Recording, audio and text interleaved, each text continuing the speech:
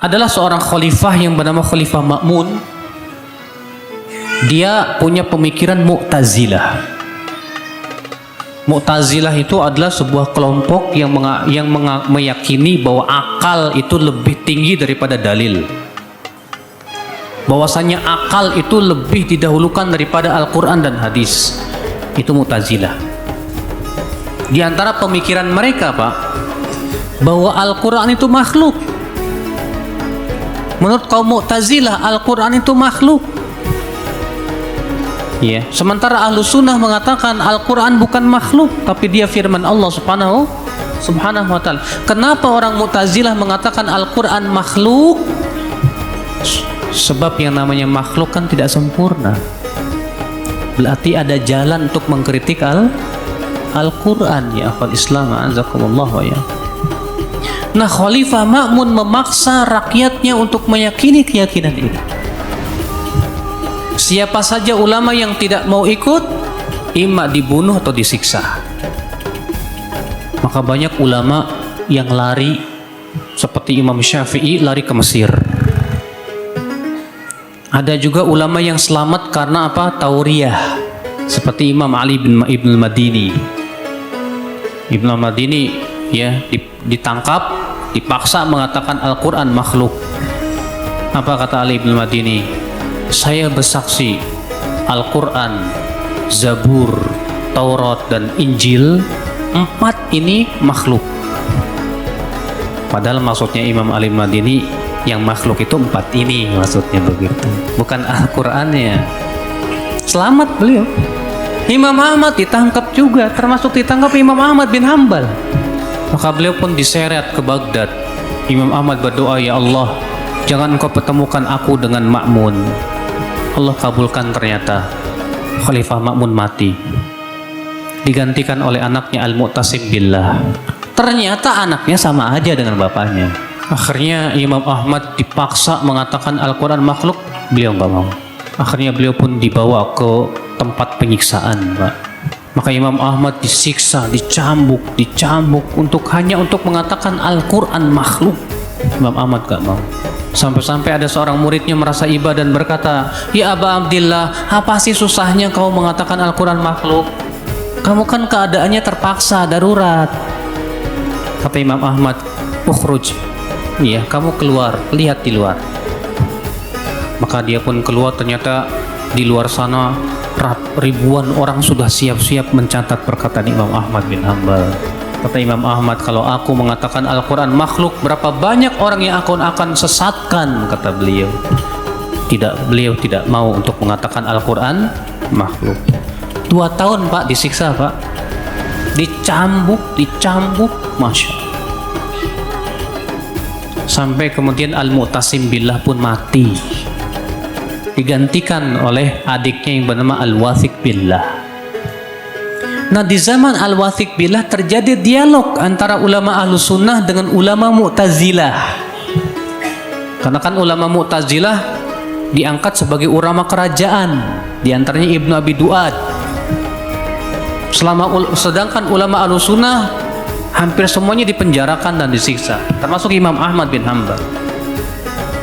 Maka kemudian dibawalah seorang ulama Ahlus Sunnah di hadapan Al-Wathiq Billah. Kemudian Al-Wathiq berkata kepada Ibnu Abi Du'ad, jadilu, debat dia. Kata ulama Ahlus Sunnah ini, ya Amirul Mukminin, bagaimana aku hendak mendebat dia sementara aku dalam keadaan diborgol seperti ini, dalam keadaan dirantai seperti ini. Kata Al-Wathiq Billah, lepaskan. Akhirnya dilepaskan. Lalu ulama ini berkata, wahai Amirul Mukminin, izinkan saya untuk bertanya terlebih dahulu. Silakan, kata Al-Wathiq. Lalu ulama Ahlus Sunnah ini berkata kepada Ibnu Abi Du'ad, ulamanya Mu'tazilah, yang kamu serukan bahwa Al-Quran itu makhluk, apakah diketahui oleh Rasulullah? Kata Ibnu Abi Du'ad, apa? Tidak. Kata ulama Ahlus Sunnah, apa? Subhanallah, sesuatu yang Rasulullah tidak ketahui, kamu ketahui? Kata Ibnu Abi Duat apa? Aidil kalam. Coba ulangi perkataanmu. Saya ulangi. Yang kamu dakwahkan itu bahwa Al-Quran makhluk, apakah Rasulullah mengetahuinya? Tahu. Abu Bakar tahu? Tahu. Umar? Tahu. Utsman? Tahu. Ali juga? Tahu. Taib, kalau mereka tahu, mereka mendakwahkan tidak? Tidak. Subhanallah. Sesuatu yang mereka tidak dakwahkan, kamu dakwahkan? Mendengar itu Al-Wasik Billah langsung masuk ke kamarnya, Pak, sambil ketawa. Kata Al-Wasik Billah, benar juga orang ini. Sesuatu yang tidak didakwahkan oleh Rasulullah, Abu Bakar, Umar, Utsman, masa aku mendakwahkannya?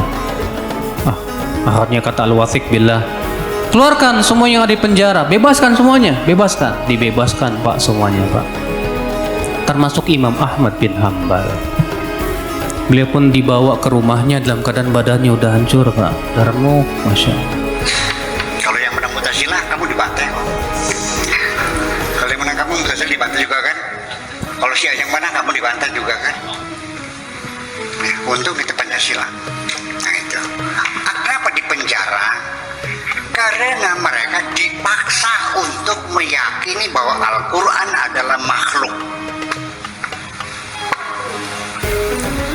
Ya, Imam Abu Hanifah, Al-Quran kalamullah, Al-Quran bukan makhluk, masuk penjara dikebukin. Imam Ibnu Hanbal, Imam Hanbali juga, Quran makhluk atau bukan makhluk? Kencang jawabannya, kalamullah bila sautin wala harfin.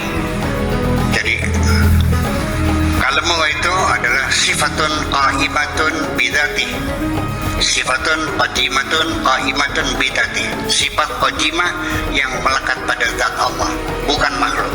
Masuk penjara dikebukin. Nah, Imam Syafi'i itu ditangkap juga. Nah, beliau itu pintar, cerdas. Kitabullah makhluk bukan. Kalau bilang makhluk, selamatnya di penjara, tapi di akhirat nanti ya. Kalau bilang bukan makhluk, ya kan, dia di penjara. Jadi dia jawab, ya Amirul Mukminin, sambil pegang tangannya, innal Qur'ana wa Taurata wa Zabura wal Injil hadihi makhluqah. Al-Quran, Taurat, Injil, Zabur, ini semuanya adalah tanganku ini makhluk. Selamat jiwa.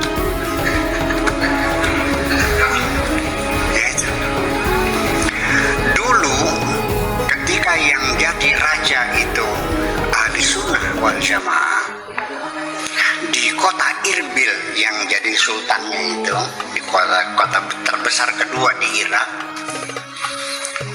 menjelang Idul Adha, Raja Irbil itu berkhutbah Idul Adha, mengatakan kepada rakyatnya bahwa nanti setelah saya khutbah turun, silakan baru boleh disembelih hewan-hewan korban itu. Apakah itu sapi, onta, ya, sapi, kambing, onta, silakan dipotong kalau saya sudah selesai khutbah. Tetapi perlu saudara-saudara ketahui, hari ini saya punya korban khusus. Saya akan menyembelih kepalanya Syekh Jaham, pimpinan Mu'tazilah di negeri ini, akan kupotong leher. Dengan gagah yang mengatakan begitu. Turun mimbar, kewer kepalanya dipenggal di tengah lapangan. Itulah kondisi mazhab-mazhab yang satu yang lain saling bunuh-membunuh. Dan ini yang saya ingatkan bahwa alhamdulillah di Indonesia tidak terjadi seperti itu. Jadi yang ada ini saya anggap kecil iwil-iwil. Hanya mengejek, hanya menghina, bilang saya buaya, saya bilang murtad, ya biarin aja, saya kafir, saya tidak lupa kok, saya masih terhormat kan gitu, betul nggak? Kamu masih hormat saya nggak? Ya sudah, selesai, silakan kau caci maki, kau akan membalas. Saya tidak mungkin menyalahkan siapapun, saya tidak mungkin menjelek-jelekan siapapun, dan saya meyakini Islam benar, dan saya